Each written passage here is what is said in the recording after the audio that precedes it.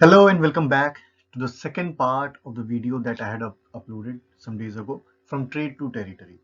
बड़ा interesting chapter था। बहुत सारी चीजें हम लोगों ने डिस्कस की थी पहले वाले वीडियो में। बहुत कुछ नया सीखने को मिला था और वो वीडियो 1600 से 1757 तक का था, यानी कि बैटल ऑफ बक्सर और बैटल ऑफ प्लासी तक का। अब इस वीडियो में हम देखने वाले हैं आगे के 100 साल की कहानी, यानी कि 1757 से 1857 के बीच में भारत में ईस्ट इंडिया कंपनी के क्या स्टेप्स थे और किस तरीके से ईस्ट इंडिया कंपनी ने इंडिया में अपना साम्राज्य फैलाया और ट्रेडर्स से कॉलोनिस्ट्स बने, कॉलोनी सेटअप की। तो चलिए शुरू करते हैं एक छोटे से क्विक रिकैप के साथ। पिछले वीडियो में हम लोगों ने देखा कि 1600s में ईस्ट इंडिया कंपनी भारत आई। उन्होंने इंग्लैंड की महारानी एलिजाबेथ फर्स्ट से चार्टर लिया, परमिशन लिया ट्रेड करने का। भारत आए, भारत में जहांगीर से परमिशन लिया ट्रेड करने का। औरंगजेब के टाइम तक रूल किया और औरंगजेब के डेथ के बाद बंगाल कन्फ्लिक्ट में उन्होंने प्लासी और बक्सर के दो बैटल्स में बंगाल के नवाबों को हराया और उसके बाद भारत में अपने दीवानी को सेटअप किया, वहाँ के दीवान बन गए और वहाँ की रेवेन्यूज को कलेक्ट करने लगे। तो हमने पिछले लेक्चर में देखा था कि प्लासी और बक्सर का जो बैटल था वो किस तरीके से बहुत डिसिसिव बैटल था अपने इंडिया के हिस्ट्री में। Now, after Diwani riots and Treaty of Allahabad, we are going to see the story that expands further and how British control changed. Suddenly, their policies changed, and from traders, they started becoming administrators of this country. They started ruling the countryside. They started understanding the politics of different kingdoms that were at the contemporary at that time, and especially two main kingdoms, that was the kingdom of Mysore and the kingdom of Marathas. So we are going to see how things unfolded. So let us begin. Now, the first step that East India Company took after Battle of Buxar was the dual governance system, which was introduced by Robert Clive. ये dual governance का system ये था कि बंगाल में नवाब, एक temporary नवाब भी रखा गया और उसके साथ साथ कंपनी उसके पैरेलल में रूल करने वाली थी। और दीवानी के जो राइट्स थे, रेवेन्यू कलेक्शन और निजामत के जो राइट्स थे, जो क्रिमिनल जुडिशियरी थी, पुलिस को कंट्रोल करने की पावर थी, that was completely with the East India Company. So you can say that diwan, you can say that Nawab was just a rubber stamp. His only function was to maintain peace and order. उसका कोई power नहीं था, उसके पास किसी तरीके का legislature नहीं था. He could not make decisions. He could not control the police or law and order of his subjects. He can just maintain peace and order by telling them to follow everything that British gave them. So this system was called the system of dual governance और इसको Robert Clive लेके आए थे battle of Buxar के बाद. Now, dual governance इसलिए भी बड़ा इंपॉर्टेंट है क्योंकि ड्यूअल गवर्नेंस के आने के बाद अंग्रेजों ने नींव डाल दी अपने आगे की कई सारी पॉलिसीज के लिए, जो कि उनको बहुत तरीके से फायदे पहुंचाने वाली थी. ड्यूअल गवर्नेंस के आने से अंग्रेजों ने ये देखा कि किस तरीके से वो पॉलिटिकली गेम खेल के भारत के रूलर्स को वीक कर सकते हैं और उन पे भी रूल कर सकते हैं. You can imagine, Bengal was such a big province और बंगाल को जीतना आसान नहीं था. बहुत लंबे रेजिस्टेंस के बाद उन्होंने सिराजुद्दौला को हराया था. तो उसके बाद then Mir Qasim and Mir Zafar followed the same story, and it paved the foundation for two most notorious policies, which were the subsidiary alliance and the doctrine of lapse. इन दोनों के कारण अंग्रेजों का जो अधिपत्य था हमारे भारत में वो और ज्यादा स्ट्रांग हो गया. उनका स्ट्रांग होल्ड इतना अच्छा हो गया कि they started calling India as their colony. तो ये बड़ा इंटरेस्टिंग सा होने वाला है आज का लेक्चर, किस तरीके से अंग्रेजों ने अपनी पॉलिसीज को चेंज किया depending on different kingdoms, how they were behaving to their policies. So 1772 में ये पॉलिसी ड्यूअल गवर्नेंस की 1765 में स्टार्ट हुई थी after the battle of Buxar in 1764, और ये चली 1772 तक जब वॉरेन हेस्टिंग्स इंडिया आए. जब हेस्टिंग्स इंडिया आए तो ऑलरेडी याद होगा, लास्ट लेक्चर में हम लोगों ने एंडिंग में देखा था, रॉबर्ट क्लाइव पे बहुत सारे करप्शन के चार्जेस लगे थे और मिसमैनेजमेंट के भी चार्जेस लगे थे. तो वॉरेन हेस्टिंग्स जब इंडिया आए उन्होंने बंगाल के लोगों की हालत देखी और उन्होंने डिसाइड किया कि नहीं, this policy is not going very well according to what they had thought. तो वॉरेन हेस्टिंग्स ने ड्यूअल गवर्नेंस का सिस्टम खत्म किया और 1773 में आया रेगुलेटिंग एक्ट ऑफ इंडिया, जिसमें काफी कुछ नया मिला भारत को. भारत को अपना सुप्रीम कोर्ट और बहुत सारे ऐसे रूल्स और लॉज मिले जो कि भारत के हिस्ट्री में बड़े इंपॉर्टेंट थे. तो चलिए आगे देखते हैं. अब देखेंगे एक्सपेंशन एंड एडमिनिस्ट्रेशन किस तरीके से ईस्ट इंडिया कंपनी ने किया बैटल ऑफ बक्सर के बाद. तो सबसे पहला जो स्टेप था उनका वो ये था कि ईस्ट इंडिया कंपनी अब ट्रेडर्स के रूप में भारत में स्टैब्लिश नहीं थी. They started adopting political, diplomatic as well as economic methods to annex different parts of India. बहुत सारे छोटे छोटे किंगडम्स थे बंगाल के आसपास। कुछ पावरफुल किंगडम्स भी थे, जैसे मैंने बताया मराठास और मैसूर का किंगडम, जहाँ पे टीपू सुल्तान और हैदर अली का रूल था।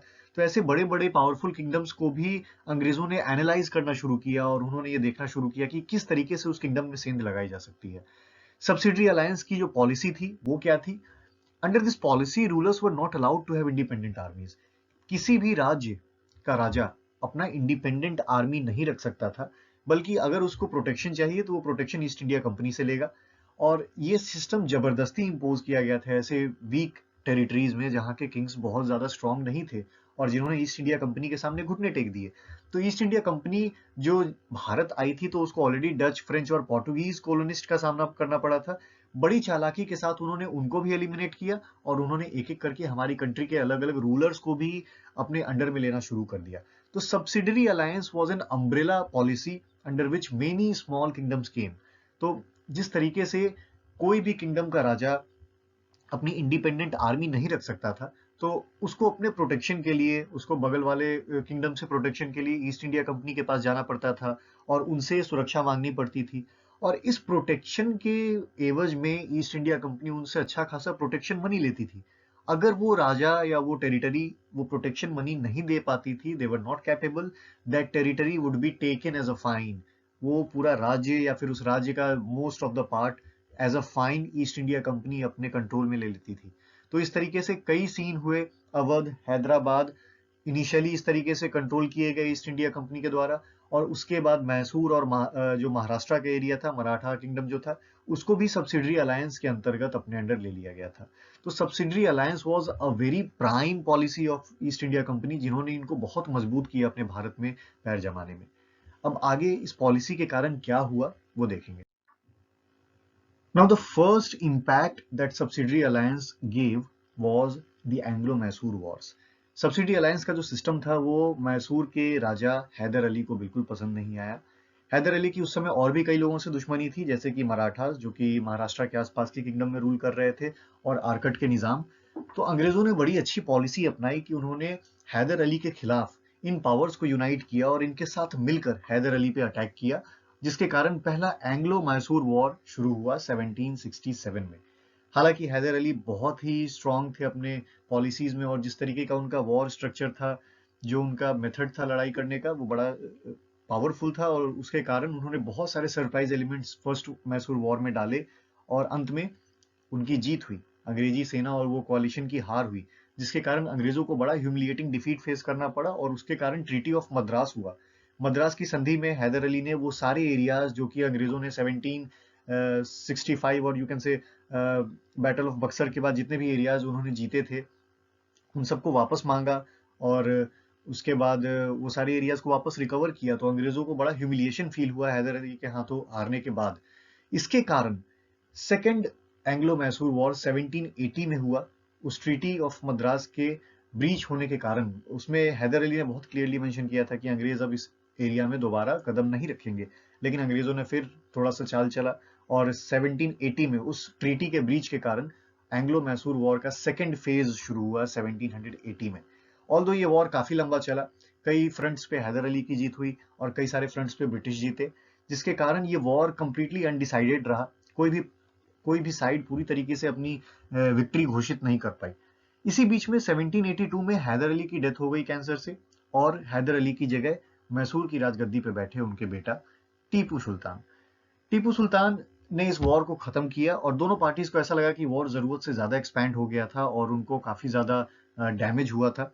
तो दोनों पार्टीज ने शांति समझौता किया और मैंगलोर की संधि साइन की। The first one was treaty of Madras, the second one is treaty of Mangalore. तो ट्रीटी ऑफ मैंगलोर में फिर से जो भी एरियाज अंग्रेजों ने जीते थे उसको रिटर्न करना पड़ा। सिमिलरली जो भी एरियाज हैदर अली ने जीते थे वो मैसूर के किंगडम को रिटर्न करना पड़ा, और वॉर अनडिसाइडेड रह गया।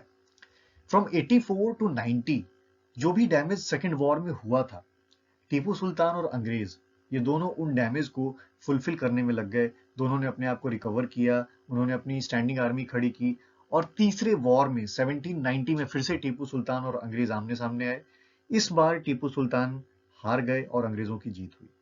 As a result Tipu Sultan को बहुत सारा पैसा, करोड़ों रुपए उनको वॉर के इंडेमनिटी के रूप में देना पड़ा। जो हर्जाना होता है उसके रूप में उन्होंने करोड़ों रुपए दिए, और कुछ रुपए उसमें से आधी जो वैल्यू थी, आधा इंडेमनिटी जो था, उन्होंने कैश अप फ्रंट पे किया था, और बाकी आधा उनको इंस्टॉलमेंट्स में पे करना था, जिसके एवज में क्योंकि कुछ सिक्योरिटी चाहिए थी अंग्रेजों को, तो उस इंस्टॉलमेंट को पे करने वाले टाइम पे अंग्रेजों ने टीपू सुल्तान के दोनों बेटों को कैप्चर कर लिया एज अ सिक्योरिटी। उन्होंने बोला कि आप अपना डेब्ट जब क्लियर कर देंगे तो आपके दोनों बेटे आपको वापस मिल जाएंगे। और ये सब कुछ हुआ था ट्रीटी ऑफ सरिंगपट्टनम में। तो सरिंगपट्टनम की जो संधि थी उसमें टीपू सुल्तान को काफी नुकसान हुआ, और फाइनली 92 से 97 तक टीपू सुल्तान ने जो भी कर्जा था अंग्रेजों का वो चुकाया। लेकिन फाइनली ऐसा लगा अंग्रेजों को कि टीपू सुल्तान फिर से उनके खिलाफ साजिश कर रहे हैं, उनको हराने की कोशिश कर रहे हैं। ऑल्दो टीपू सुल्तान का रिलेशन फ्रेंच आर्मी से बहुत अच्छा था, उन्होंने उनसे बहुत सारे वीपन्स खरीद रखे थे, उन्होंने अपने एनवॉयज को फ्रांस में, अफगानिस्तान में, इराक में भेज रखा था। तो अंग्रेजों को ऐसा लगा कि टीपू सुल्तान एक बड़ा थ्रेट है उनके लिए। 1799 में अंग्रेजों ने फिर से मैसूर के किंगडम पे हमला किया, और इस वॉर में टीपू सुल्तान की हार हुई, और टीपू सुल्तान वॉर के बीच में ही मारे गए। और ये विक्ट्री आखिरकार अंग्रेजों ने जीती, और मैसूर का किंगडम बहुत ही लंबे स्ट्रगल के बाद, यू कैन से around 22 years of struggle, ended with British winning the Mysore and annexing it under their rule by the subsidiary alliance। तो subsidiary alliance के मेथड से अंग्रेजों ने मैसूर के किंगडम को अडॉप्ट कर लिया। The second impact of subsidiary alliance was on Anglo-Maratha wars। एंग्लो-मराठा war जिस कारण से हुआ, हम ऐसा कह सकते हैं कि वो कंप्लीटली सब्सिडी अलायंस के कारण नहीं था, बल्कि मराठास के अंदर जिस तरीके का टर्बुलेंस चल रहा था, जिस तरीके का फ्रिक्शन उनके आपस में था, आपस में एक दूसरे को मार रहे थे। और क्योंकि थर्ड बैटल ऑफ पानीपत के बाद मराठास की हिम्मत टूट गई। जब मुगल सल्तनत थोड़ी कमजोर हुई थी तो मराठास का ये प्लान था कि वो दिल्ली को जीत के भारत पे राज कर सकते हैं। लेकिन थर्ड बैटल ऑफ पानीपत में अब्दाली के हाथों मराठास बहुत बुरी तरीके से हारे, और उसके बाद उनके किंगडम को बहुत सारे भागों में स्प्लिट कर दिया गया। होलकर्स थे, सिंधियाज थे, देन पेशवाज थे, तो ऐसे बहुत सारे छोटे छोटे किंगडम्स में मराठा किंगडम ब्रेक हो चुका था, और बहुत मुश्किल था यूनाइट करना। इवन पेशवाज में ही आपस में बहुत ज्यादा नहीं बनती थी, तो एक पेशवा हमेशा दूसरे पेशवा को मार के उनकी गद्दी हड़पने में लगे रहते थे, जिस कारण ब्रिटिशर्स को ऐसा लगा कि वो मराठा किंगडम में भी सेंध लगा सकते हैं, because Maratha kingdom had been very powerful under the rule of Shivaji Maharaj. Shivaji का जो किंगडम था वो बड़ा पावरफुल था। तो अंग्रेजों को लगा कि ये सही समय है मराठा किंगडम में सेंध लगा के उस किंगडम को भी एनेक्स करने का, जिस कारण 1775 में मराठास, जिनके लीडर महादजी सिंधिया थे, उनकी लड़ाई अंग्रेजों से हुई। हालांकि ये लड़ाई मिस फेवर्स में रही, दोनों दोनों पार्टीज ने कुछ जीता कुछ हारा, और उसके बाद सलवाई की संधि साइन की गई, ट्रीटी ऑफ सलवाई, जिसमें शांति समझौता किया गया कि 20 साल तक न अंग्रेज मराठा पे अटैक करेंगे न मराठा अंग्रेज पे अटैक करेंगे। तो ये सलवाई की संधि थी, जो कि पहला एंग्लो मराठा वॉर होने के बाद साइन किया गया था। 1803 में दूसरा एंग्लो मराठा वॉर शुरू हुआ, जिसमें मराठास ने कोशिश की कि वो साथ में आए और साथ में आकर लड़े। इसमें सिंधिया, भोसले और होलकर, ये तीनों लोगों की कंबाइंड आर्मी, ये तीनों जो यू कैन से शिफ्टेन्स थे अपने अपने किंगडम के, इन तीनों ने साथ मिलकर अंग्रेजों पे हमला किया। लेकिन क्योंकि कोई एक फिक्स लीडर नहीं था और कोई एक पर्टिकुलर प्लान नहीं था इनका युद्ध लड़ने का, तो इस वाले वॉर में मराठास को हार का सामना करना पड़ा और अंग्रेजों की जीत हुई। इसके परिणाम स्वरूप 3 प्रमुख संधियां साइन की गई। देवघाट की संधि, जो कि सिंधियाज के साथ साइन की गई, सूरज अंजान गांव की संधि जो भोसले के साथ साइन की गई, और राजपुर घाट की संधि जो कि होलकरों के साथ साइन की गई। और इन तीनों में मराठाओं को बहुत नुकसान झेलना पड़ा, काफी कुछ इंडेमनिटी पे करनी पड़ी। इसके कारण अंत में बाजीराव सेकंड, जो ऑलरेडी बहुत बदनाम हो चुके थे अपने एक्शंस के कारण और अपनी बहुत सारे युद्ध को हार चुके थे, तो बाजीराव सेकंड ने अंत में कोशिश की कि जितने भी मराठा पावर्स हैं उनको यूनाइट करें और एक आखिरी बार कोशिश करें अंग्रेजों से जीतने की, जिसके कारण 1817 में तीसरा एंग्लो मराठा वॉर शुरू हुआ बाजीराव सेकंड के अंडर में। लेकिन इस वाले युद्ध में भी क्योंकि मराठास बहुत ज्यादा ऑर्गेनाइज्ड नहीं थे और उसके सामने जो अंग्रेजों की सेना थी वो बहुत डिसिप्लिन थी, बहुत एडवांस थी उनके कंपैरिजन में, इसके कारण अंग्रेजों को तीसरे मराठा वॉर में भी जीत मिली और इसके कारण 3 संधियां हुई, पुणे की संधि, ग्वालियर की संधि और मंदसौर की संधि, और इसमें भी मराठाओं को बहुत नुकसान झेलना पड़ा। इसका रिजल्ट ये था कि फाइनली मैसूर के बाद अंग्रेजों ने मराठा किंगडम को भी अंडरटेक कर लिया बाई सब्सिडरी अलायंस, और उस समय नाना साहेब पेशवा को उन्होंने राज निकाला करके कानपुर भेज दिया। So that is where Nana Saheb Peshwa goes to Kanpur from Bithur, and then he plays an important role in the first war of independence. 1857 वाला जो वॉर था उसमें नाना साहेब पेशवा का बड़ा इंपॉर्टेंट रोल था। तो वो नाना साहेब पेशवा इसी एंग्लो मराठा वॉर का एक आउटकम थे, जिसको अंग्रेजों ने अपना पेंशनर बनाया था और अपने अंडर में ही रखते थे, लेकिन 1857 के वॉर में उन्होंने अंग्रेजों के खिलाफ लड़ाई की थी। Now, amidst of all of this, जो भी वॉर्स चल रहे थे, जिस तरीके का एनेक्सेशन चल रहा था, अंग्रेजों ने बहुत सारी नई नई पॉलिसीज और एडमिनिस्ट्रेशन के रिफॉर्म्स भारत को दिए। 1773 में भारत में रेगुलेटिंग एक्ट आया, और इस एक्ट के आने के पीछे एक बड़ी इंटरेस्टिंग सी कहानी है कि 1772 से पहले रॉबर्ट क्लाइव के अंडर में ईस्ट इंडिया कंपनी को बहुत नुकसान हुआ। इनफैक्ट ईस्ट इंडिया कंपनी बहुत बहुत रिगोरस ट्रेड कर रही थी इंडिया के साथ, और जितना वो प्रॉफिट एक्सपेक्ट करती थी उतना प्रॉफिट उनको मिल नहीं रहा था, क्योंकि बहुत सारे करप्ट ऑफिशियल्स अपना प्राइवेट बिजनेस हैंडल कर रहे थे और ईस्ट इंडिया कंपनी के फंड्स में चोरी हो रही थी। तो ईस्ट इंडिया कंपनी को ऐसा लगा कि it is the time to monitor everything, तो उन्होंने रेगुलेटिंग एक्ट लाया 1773 में, और इसके अंतर्गत उन्होंने भारत में ही सुप्रीम कोर्ट की व्यवस्था की, और भारत का सबसे पहला सुप्रीम कोर्ट कलकत्ता में स्टैब्लिश हुआ। और इसके बाद वॉरेन हेस्टिंग्स को बड़ा इंपॉर्टेंट रोल मिला। वॉरेन हेस्टिंग्स इंडिया के गवर्नर जनरल बन गए। पहले बंगाल के गवर्नर जनरल हुआ करते थे, 1773 से पहले गवर्नर हुआ करते थे बंगाल जो है, और लेकिन 1773 के बाद वो बंगाल का गवर्नर भारत का गवर्नर जनरल बन गया, और वॉरेन हेस्टिंग्स पहले गवर्नर जनरल थे ऑफ इंडिया। तो this is very important. Same time में ईस्ट इंडिया कंपनी ने अपने भारत में 3 इंपॉर्टेंट प्रेसिडेंसीज बनाई, जिसमें बंगाल, मद्रास और बॉम्बे को स्टैब्लिश किया गया।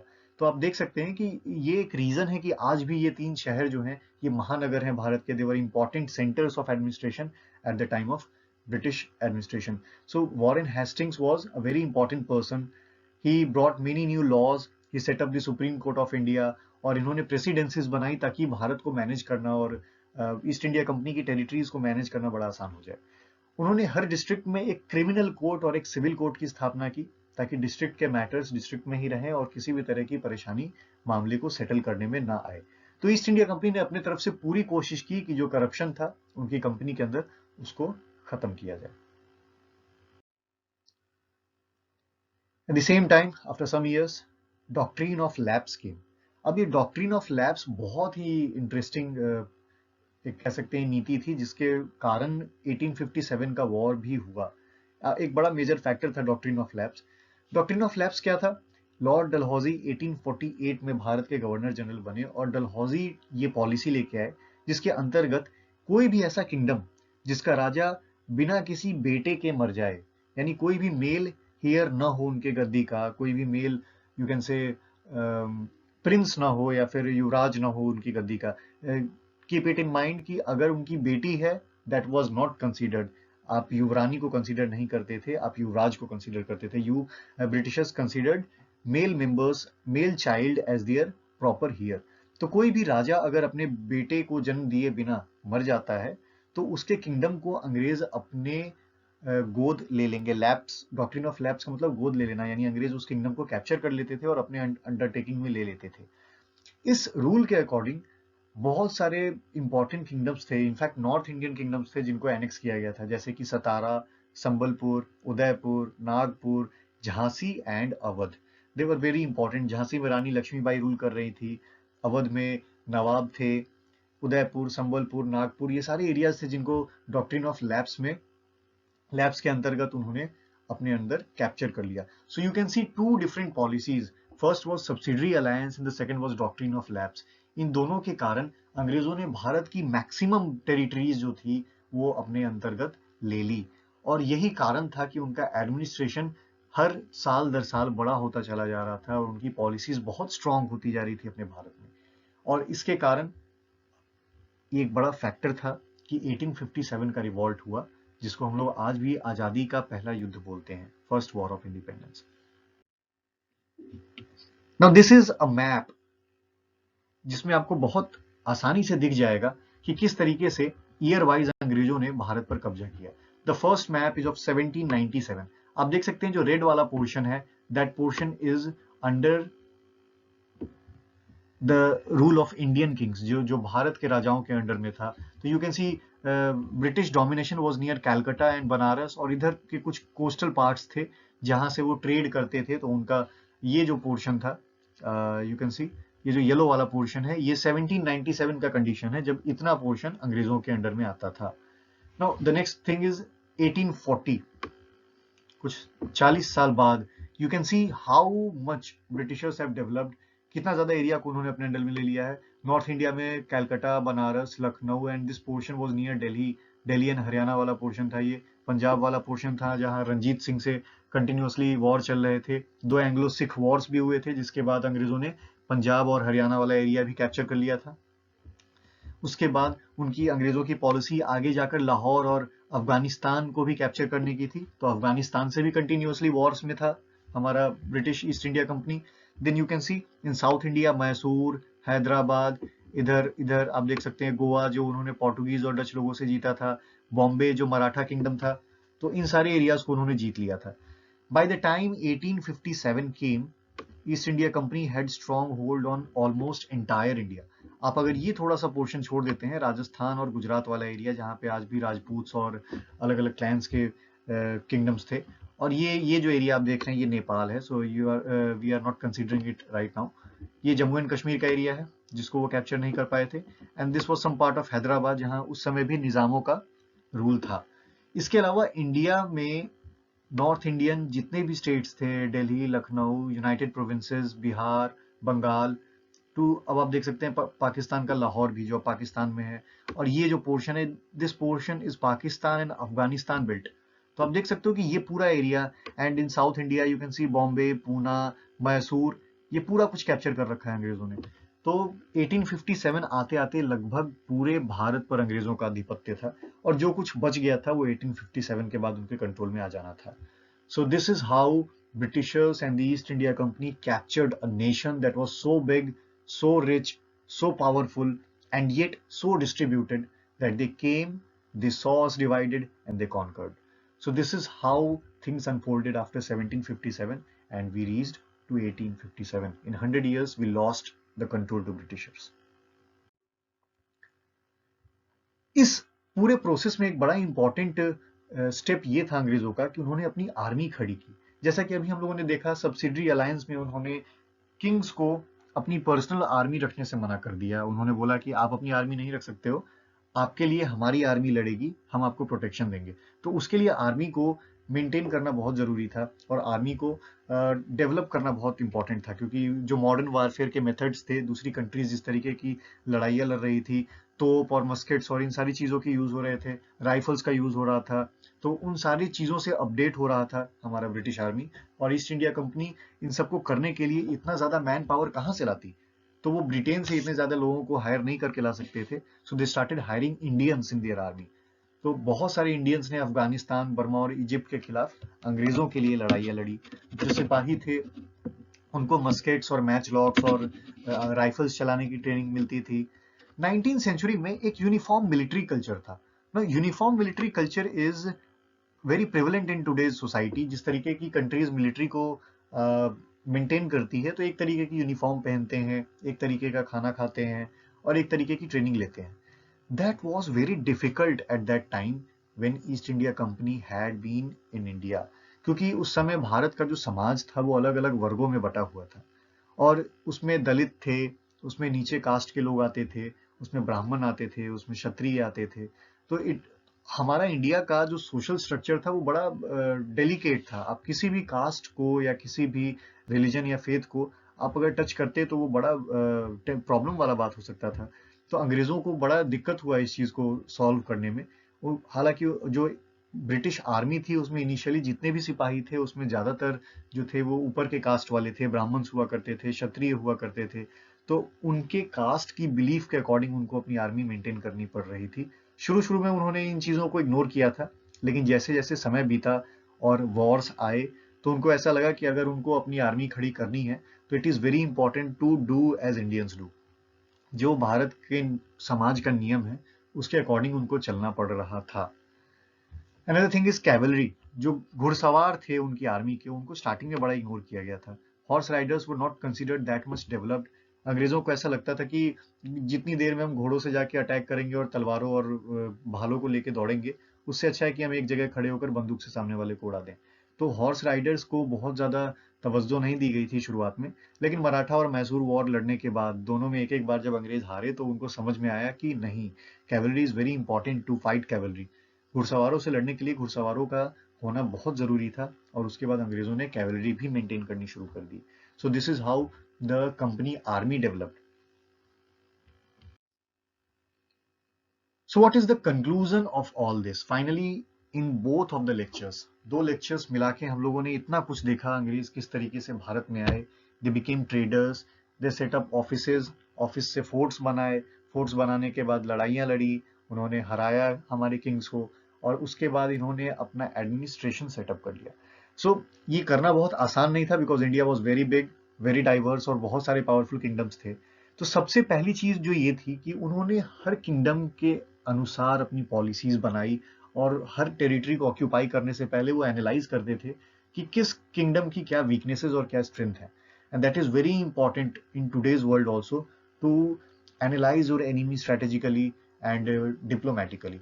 हो सकता है कि हर बार लड़ाई करने से ही काम ना बने, आपको कभी कभी मीठा बोलकर और कभी कभी थोड़ा बैक हैंड लेकर भी काम करना पड़ता है। So Britishers knew this very well कि कहाँ उनको बाई फोर्स चीजें मिल जाएंगी और कहाँ पर वो बाई दियर वर्ड्स थोड़ा बैक हैंड रह के वो चीजें निकाल लेंगे। British did not only expand their business but ruled us ideologically. The very biggest victory, I would say, the biggest victory of East India Company, or you can say Britishers, was that they made us their colony ideologically. उन्होंने अपनी ideas का slave बना दिया हमें, और यही कारण है कि आज आप चाहे कितना भी नेग्लेक्ट करो इस फैक्ट को, आप अपने आप को आज कितना भी आजाद मानो या सनातन धर्म का प्रचारक मानो, but your thinking, your dressing, your eating, everything is affected by how the Europeans did in our country. हम जो खाते हैं, जिस तरीके के कपड़े पहन रहे हैं, जिस तरीके की बातें कर रहे हैं, जिस तरीके की पॉलिटिकल स्ट्रक्चर है हमारे देश में, जिस तरीके का इकोनॉमिक स्ट्रक्चर है, वो सब कुछ हमारा अंग्रेजों द्वारा ही दिया गया है। सो यू कैन से कि they came and they changed everything the way Indians were doing it, they changed it entirely and they imposed their ideas on us. A company that came as traders became administrators in no time, that is for sure. बहुत जल्दी वो trader से administrator बन गए, और administrator से colonist बन गए, उन्होंने हमें अपनी कॉलोनी बना ली। और यही कारण था कि 1857 का रिवॉल्ट शुरू हुआ, which might be the subject of my next lecture. So I hope ये वाला वीडियो आपको पसंद आया हो। बहुत सारी चीजें हैं इसमें भी डिस्कस करने को, क्योंकि हिस्ट्री बहुत डीप होती है, बहुत डेंस होती है, तो मैंने कोशिश किया है कि आधे आधे घंटे की वीडियोस में मैं जितना हो सके उतना इन्फॉर्मेशन दे सकूं। Although there is a lot to know about Maratha wars and Mysore wars and how the policies of British worked in India, regulating act किस तरीके से आए, पैरामाउंटसी किस तरीके से क्लेम की गई, तो बहुत सारी चीजें हैं इस चीज में डिस्कस करने के लिए। अगर आपको लगता है कि कोई भी चीज छूट गई हो तो कमेंट सेक्शन में डालिए, हम लोग डिस्कस करेंगे, बातें करेंगे। और अगले वीडियो में क्या टॉपिक होना चाहिए, किन चीज़ों पे हम बात करें, वो भी मुझे बताइए, और मुझे ये रिव्यूज़ भी दीजिए कि आपको ये वीडियो कैसा लगा। So thank you all.